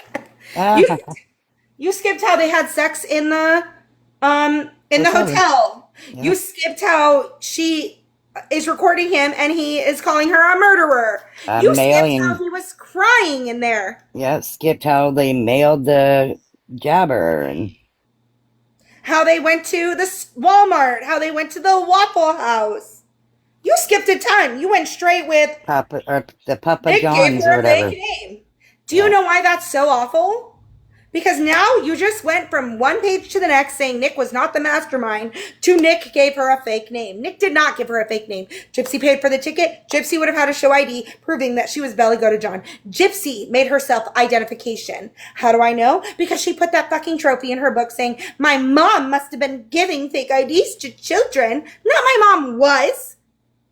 Not a definitive. But my mom must have been doing this because she had photo editing stuff and she was editing photos. Yeah, okay. What's that have to do with a fake ID, bitch? She literally wanted it to be in there that it was done, but she didn't want you to think she'd done it, but she left that little trophy. You don't even know this case, Liam. Gypsy also reportedly wore a wig so people would not recognize her. Let me ask you a question. Gypsy wore wigs all the time. People recognized her with the wigs on if they knew her. And other people who didn't know her weren't going to recognize her. Regardless. She wore wigs all the time. She's in newspaper wearing wigs. She's got a Cinderella wig on in a news article, the magazine article that he talks about in this book. Yeah. Okay? She wears wigs even now. Yeah, great disguise. Be yourself like you are every day.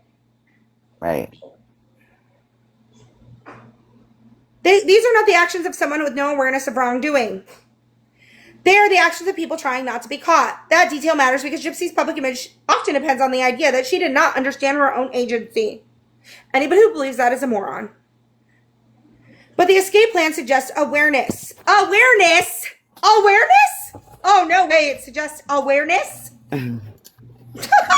She planned this out for months. If you had went through the FOIA evidence like we asked you if you had and you said no, you would have found out a bunch of Google searches of her searching up every single detail of planning.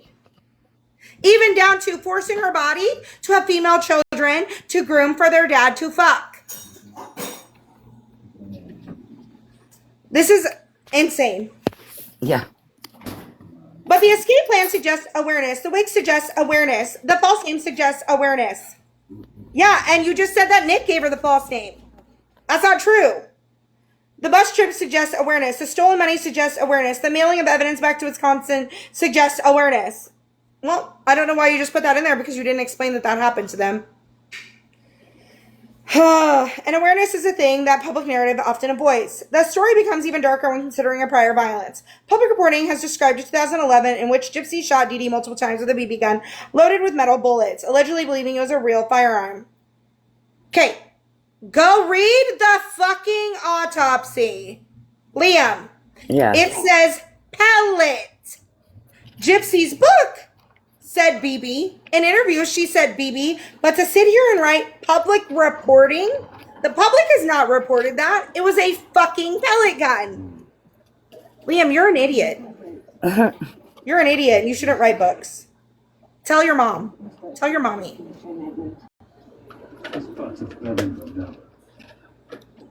The story becomes even darker when considering prior... Dee Dee was rushed to the ER and reportedly told others the injuries came from a robbery attempt. Okay, she wasn't rushed to the ER. How do I know this? Because if you go and look up the report, the medical fucking report of Dee Dee's body, it says they had to remove infected pellets. They could not be immediately infected. It would take time for them to get infected. I'm sorry, Nurse Nellie, you want a jelly belly? Right.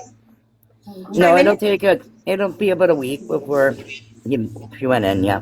So she was not rushed to the ER. She might have came up with that story. However, she was not rushed to the ER because if you read the fucking report, it says they were infected and had to be surgically removed. They had to cut them out because they got infected. Yeah.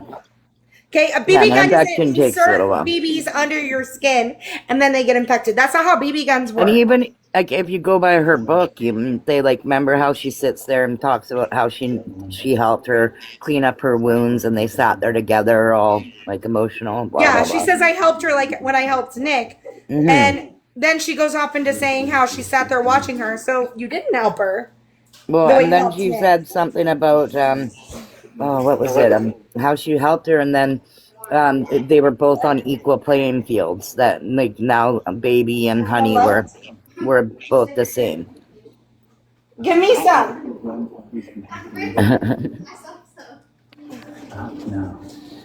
Yeah, she says that Baby and Honey were they were both the same. They were both afraid of each other at that point. They were equals now. Equals, yeah.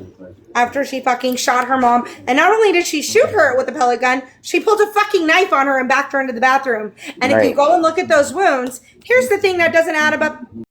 Liam! Here's the thing that doesn't add up. In the book, she says she was backing her mom up and shooting her mom. But if her mom turned to run from her, she would have been shooting the back of her. The way the bullets are, they're on down her arms, on top, not behind, not from the back. They're not on the back of her body, except one in the back of her head. And they're on the front of her body. It looks like she was tied up to like a wheelchair or something and shot up and down. That's what it looks like. But no facts. That's just what it looks like. That's what it looks like. And the facts are go look at the autopsy. Right. Because this is not what you are saying. Right. Thank you for writing a stupid fucking book. The problem with people writing books like this, and I'm thinking, you know what, all the power to a young person that wants to write a book, but now people are going to believe that this is real without looking at facts. And not only did you put out this is what the problem of this whole but you case put out has been missing from the beginning. information. Yeah, and from the whole beginning, like it's been the media getting everything out wrong, and now it's just more stuff out wrong. Yep. You're not helping. No. If you're not helping and you're writing a story, you're harming. Right. If you don't know shit and you write a story, you're not helping. Well, is it labeled fiction or nonfiction? Yeah. What does he have it? Is it fiction or non? I think it's non. Oh, okay. An investigation based on FOIA documents, which he's never seen. No. Medical records, which he obviously hasn't seen. Court files and prison correspondence. Weird, because you didn't mention that in here. In Wikipedia, you think.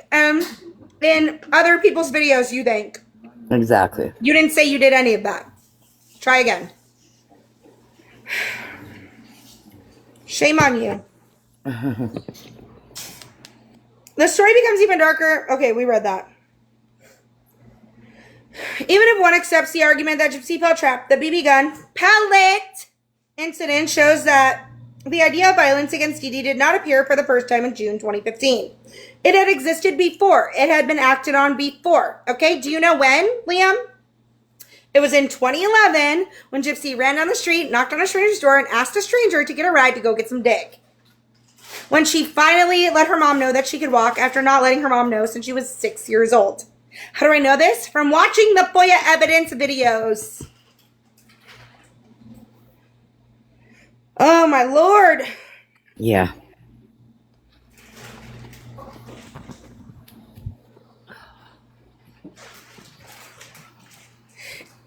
Dee Dee had already been harmed by her daughter before. That makes the final murder feel like less of a sudden escape and more like an escalation. But it wasn't an escalation. It was planned out. She had just failed before. Right. And it makes Dee Dee's position more tragic. Thank you, baby. Do we have bread? I think it's in the fridge. I want a fork. Yeah. Imagine being an aging, medically fragile woman whose entire life is revolved around her daughter's care. Imagine trying to manage doctors, bills, charity systems, housing, medications, appointments, and public scrutiny. Okay, but Gypsy was helping manage charity systems, and Gypsy was reaching out to even celebrities. No. Imagine being called difficult, controlling, manipulative, and even after and evil after death. While the person who helped arrange her murder becomes a public figure, thank you, baby, with fans, interviews, documentaries, and social media applause. This is why Dee Dee's humanity matters. Not because she was perfect, not because every allegation against her must be dismissed, but because murder does not become morally clean just because a victim is complicated. Gypsy supporters often speak as though Dee Dee's alleged wrongdoing erased her right to live. That is a dangerous idea. It is also an idea that true crime culture rarely admits it's promoting. People do not always say she deserved to die. Instead, they say what else was Gypsy supposed to do. The effect is often the same, except Gypsy has said all of the above. Just an FYI. Yeah. It turns a sleeping woman's death into And actually, didn't Rod or one of them say she deserved it? Rod or Christy? One of them said it. Not Rod. Rod always talked nicely of her. Maybe it was Christy then. And now he wrote, it turns a sleeping woman's death into a solution. Again, why are you saying she was sleeping? She might have been drugged. That should disturb in us. bed. You might say, oh, she was in bed, but even then, well, there's no proof of that it happened in bed. Yep. The court outcome also deserves attention. Gypsy's guilty plea meant that she never faced the same full public trial Nicholas did. The evidence against her was never tested in front of a jury in the same way. Her abuse narrative became part of the plea context. She did not deserve a fucking plea deal. By contrast, went to trial and absorbed the full weight of the system. That is not to argue Nicholas was innocent. It is to ask whether Gypsy's public image benefited from never having to sit through the same full evidentiary reckoning. There is something especially chilling about the way responsibility shifted after arrest. According to the investigative summary, Gypsy initially presented Nicholas as the central actor and suggested he had forced to or driven the violence. Nicholas, meanwhile, claimed Gypsy gave him the knife and gloves and that the murder was her idea. Liam, I don't know what you're talking about. So-and-so claimed and so-and-so claimed. We have the fucking text messages where she says, I got the knife, I got the gloves. It's going to be here, this is going to be what there. Kind of tape? Do this. What color tape do you want? Oh my fucking God. Why would you write this? Why would you write this? Seriously. And it definitely wasn't for money if you're only charging $6 for the book or something. I think he just wanted to pretend he's an author. Honestly. Well, like I said, Jamila said that he has like 3 other books before this. But maybe that's his. I mean, I'm afraid to go read those, but I won't know the cases. So, like. Yeah. The contrast is stark. He might have done the same thing with those. He might have collected Wikipedia information and wrote a fucking book. We don't know. Right. Wikipedia is wrong. Google's wrong. They're fucking. Media is telling the wrong narrative of this. That is why we want people to look through this. And now you are telling the media story. You sound stupid. Yep. Oh my God.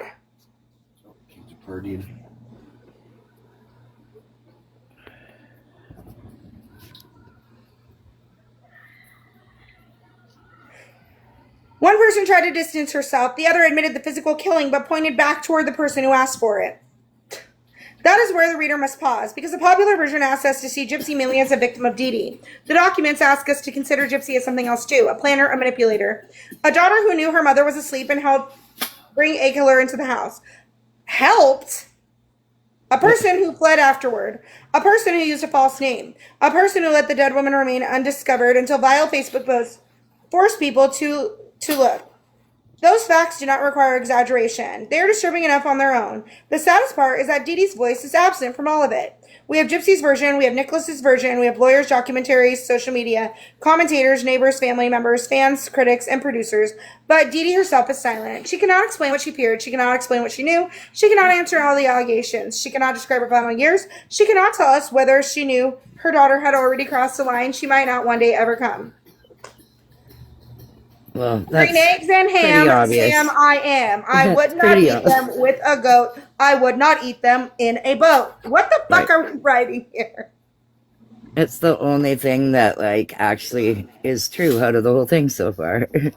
In her absence, others built a story around her body. This chapter is not asking the reader to believe Dee Dee was flawless. It is asking the reader to look at the murder without flinching. Okay, you've already said that, Fancy!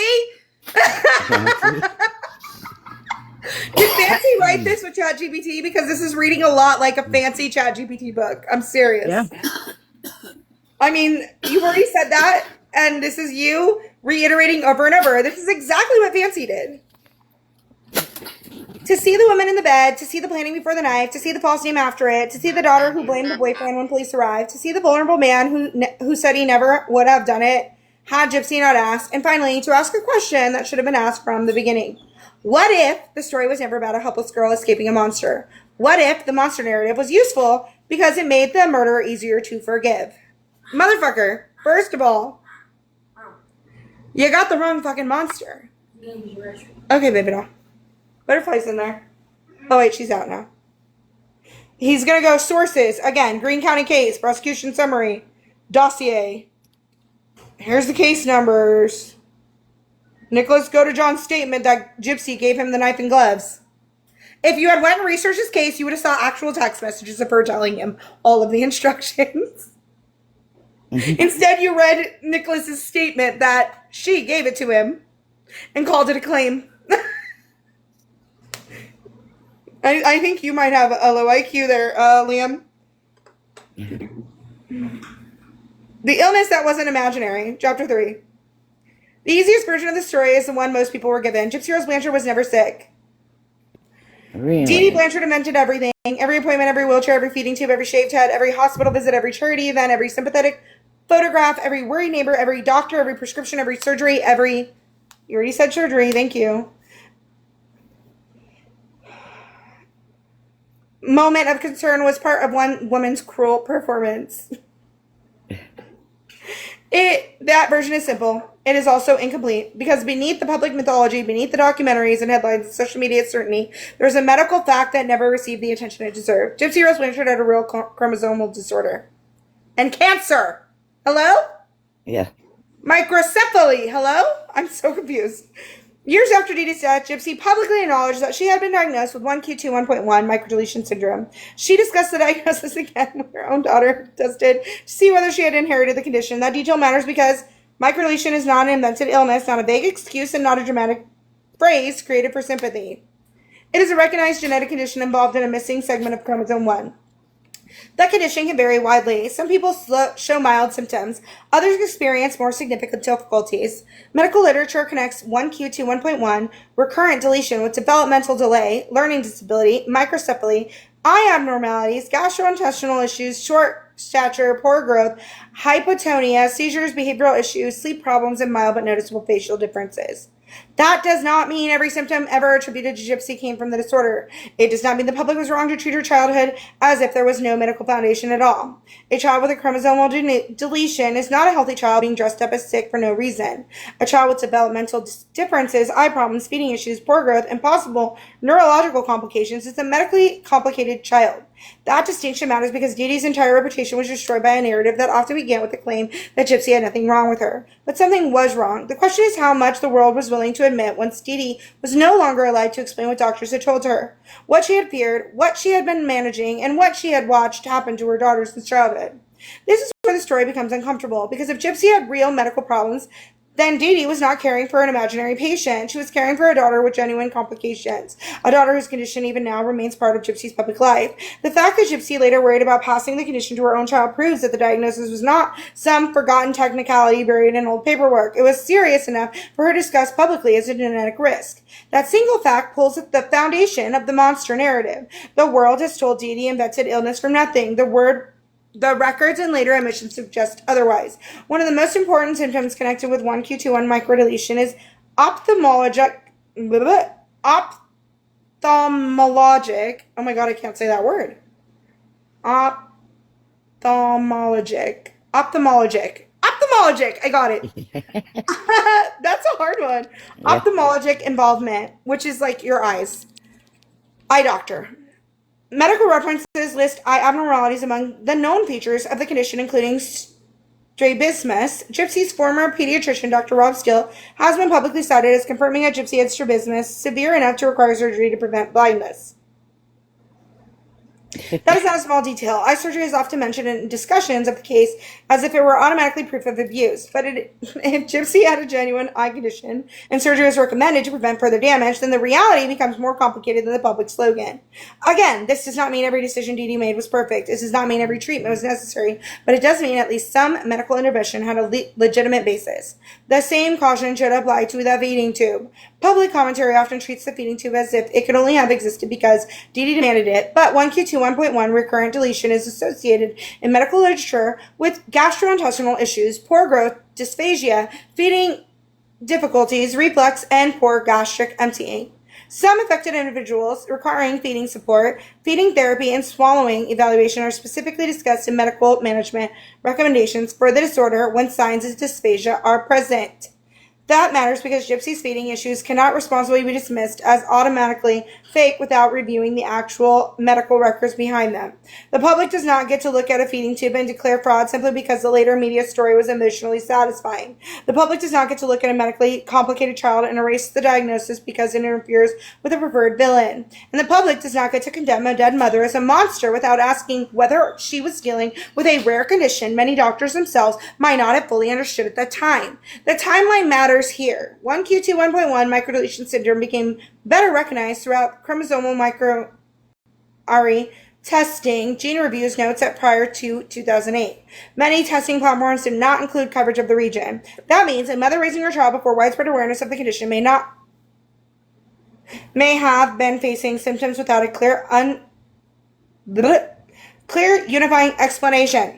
Imagine that. A child has developmental differences. She has eye problems, she has growth concerns, she has feeding difficulties, she has facial features that may appear different, she has doctors, referrals, appointments, and symptoms that do not fit neatly into one answer. Then, years later, after the mother is murdered, the world decides that the simplest answer is she invented everything, that it's not investigation, it's erasure. Where have I heard that exact fucking word? Liam, I gotta know, did Fancy help you write this fucking book? Right. Why are you using the word erasure? I've never heard anybody use that but Fancy. Dental extractions also deserve more careful discussion than usually receive. One of the most emotionally powerful claims in the public narrative is that Gypsy had teeth removed unnecessarily. It is a claim that horrifies people immediately, which is exactly why it became so useful in the media version of the case. But horror is not evidence. The actual question is clinical. Why were the teeth removed? What condition were they in? What did the dental record say? What role did genetics, oral structure, feeding problems, reflux medications, hygiene, diet, bottle use, dry mouth, enamel weakness, or high arch palate play? Or cancer and chemotherapy? Hello? You're missing something here, Liam. Medical literature on 1Q21 recurrent deletion describes craniofacial differences, including high arch palate. It also discusses feeding and gastrointestinal problems. Those features do not automatically prove that dental extraction was necessary in Gypsy's specific case, but they absolutely create a medically plausible context that most casual commentators ignore. Dental decay can become severe enough that extraction is medically indicated. Feeding difficulties, oral motor problems, reflex surge, sugar exposure, bottle habits, dry mouth, and developmental limitations can all contribute to serious dental issues. Without the full dental records, it is reckless to treat the extractions as atomic proof that Dee Dee maliciously harmed her daughter. Hi, Caleb. That is the problem with this case again and again. The most dramatic version became the public version. The most complicated version was pushed aside. The Medicaid question deepens that concern. Gypsy was reportedly on Medicaid. Anyone who has dealt with Medicaid approvals understands how difficult it can be to obtain specialist care, procedures, medical equipment, prescriptions, nutrition support, and ongoing treatment without documentation. And surgery. Hello? I don't know why that's not listed.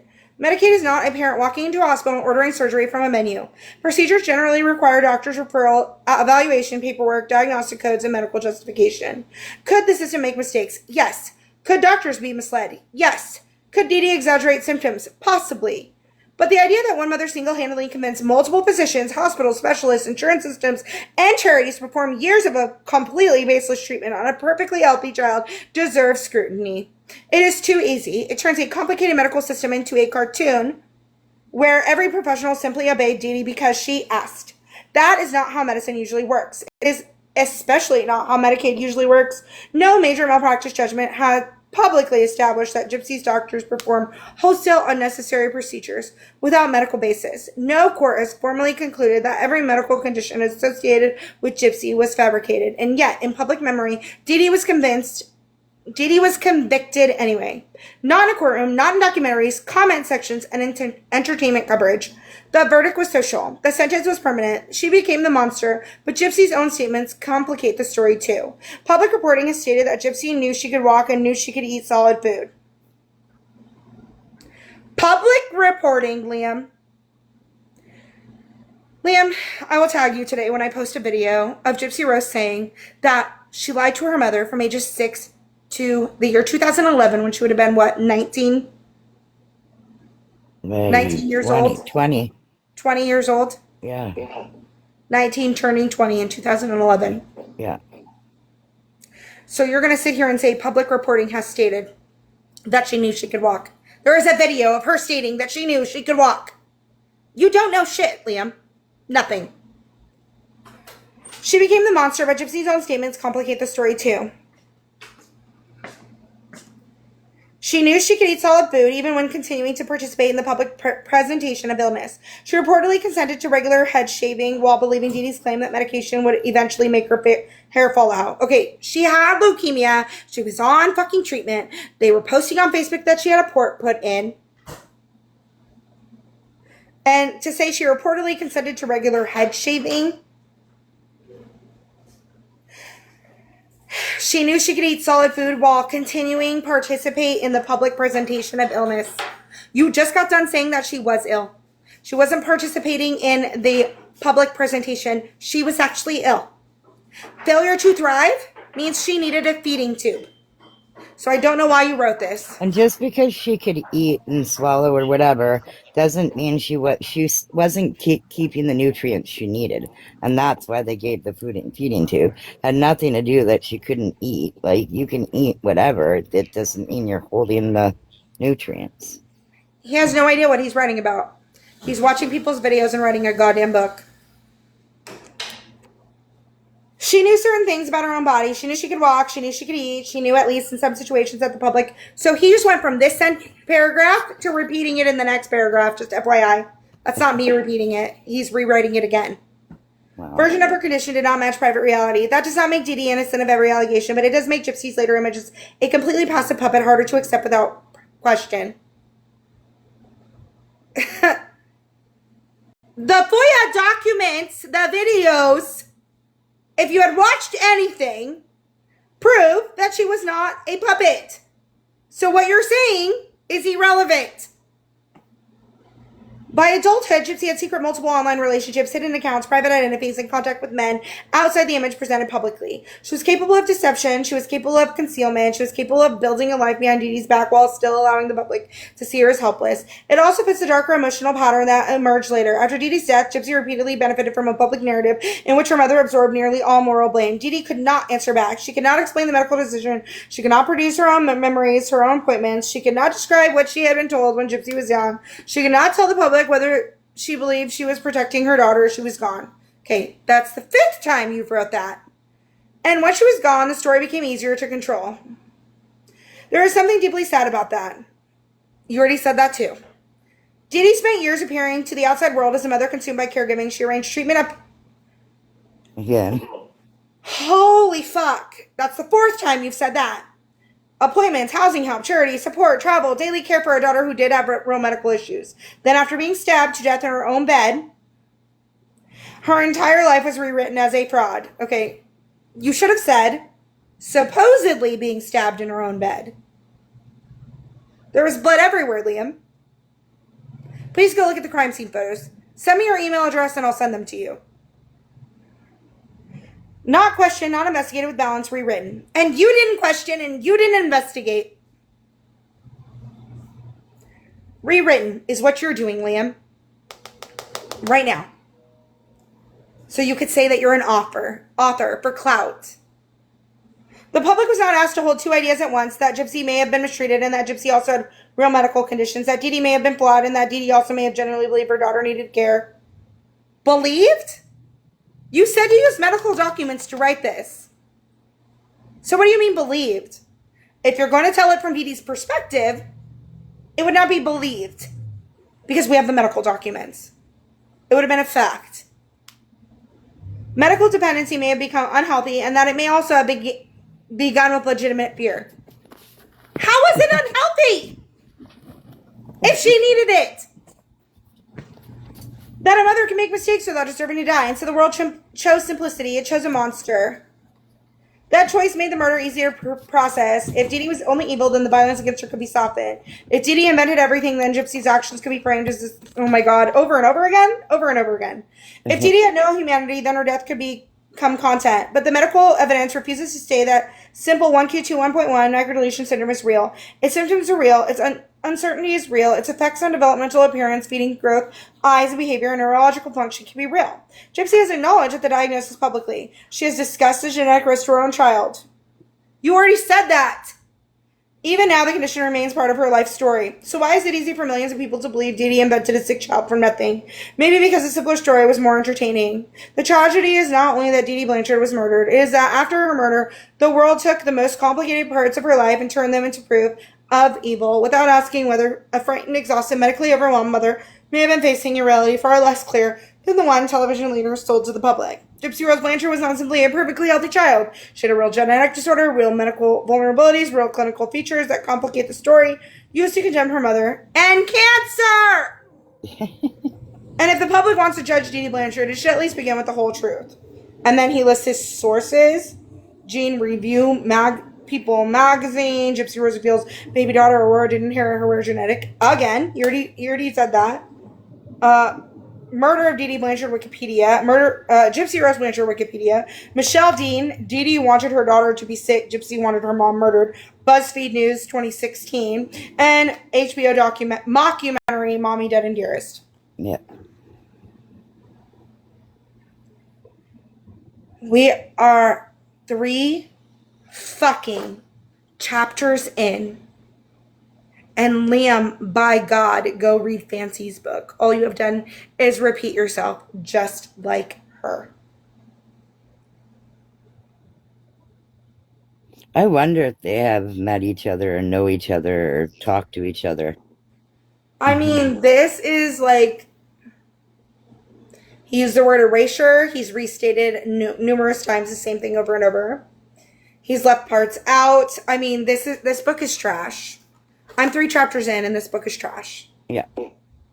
Yeah, it's almost 10 o'clock. Anybody want to say anything? Anybody want to come up here and say anything? I mean, I don't even know what to say. Yeah, right? Wow. He should have read something, anything. Yeah.